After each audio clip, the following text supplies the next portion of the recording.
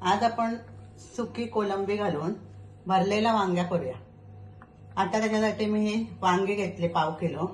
हे असे दोन बाजून उभे चिरून घ्यायचे। नंतर एक बटाटो त्याचे असे मोठे फोडे करून घेतले।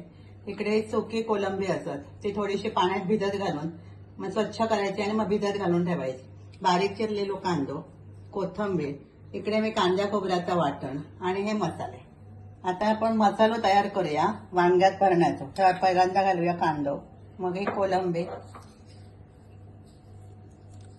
कोथिंबीर, इकडे मसाल्यामध्ये 1 चमचा हळद आणि 2 चमचे मालवणी मसालो,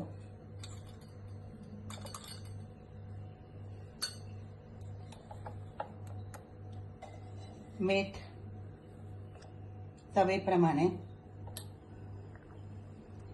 ह्या कांदा खोबऱ्याचा वाटण,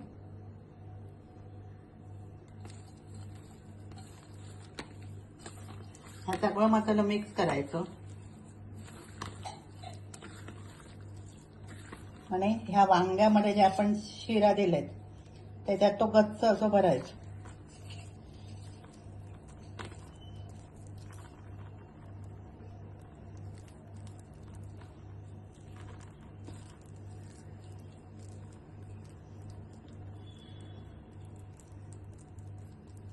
अशा प्रकारे सगळी वांगी भरून घेऊया।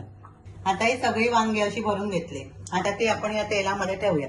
इकडे मी पॅन घेतलं, त्याच्यामध्ये तेल घातले, थोडा जास्त घालायचा आणि तेल चांगलं तापला की ही वांगी त्याच्यामध्ये ठेवायची।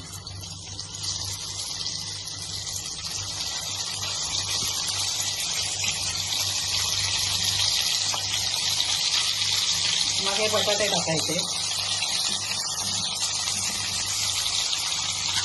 आणि मग जो उरलेला मसाला असता तो पण सगळं घालायचं।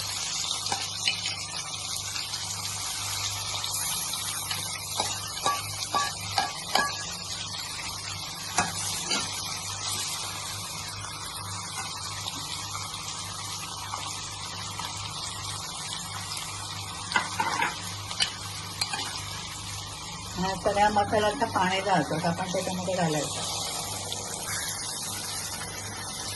मधून थोडंसं पाणी घालूया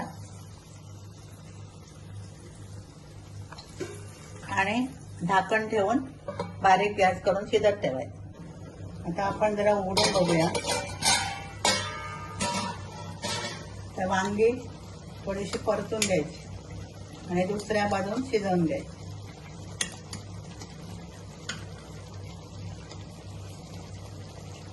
आणि परत एक 5-10 मिनिटं ठेवून द्यायचं शिजवून। आता आणखी 10 मिनिटांनंतर आपण हे भाजी उघडून बघूया। आता ही वांगी पूर्णपणे शिजली। आपण गॅस बंद करूया आणि भाजी एका भांड्यात काढून घेऊ। अशी ही सुकी कोलंबी घालून भरलेली वांगी तुम्ही एकदा करा। ही वांगी भाकरी बरोबर का चपाती बरोबर छान लागतात। आणि रेसिपी आवडली असेल तर लाईक करा, शेअर करा, सबस्क्राईब करा।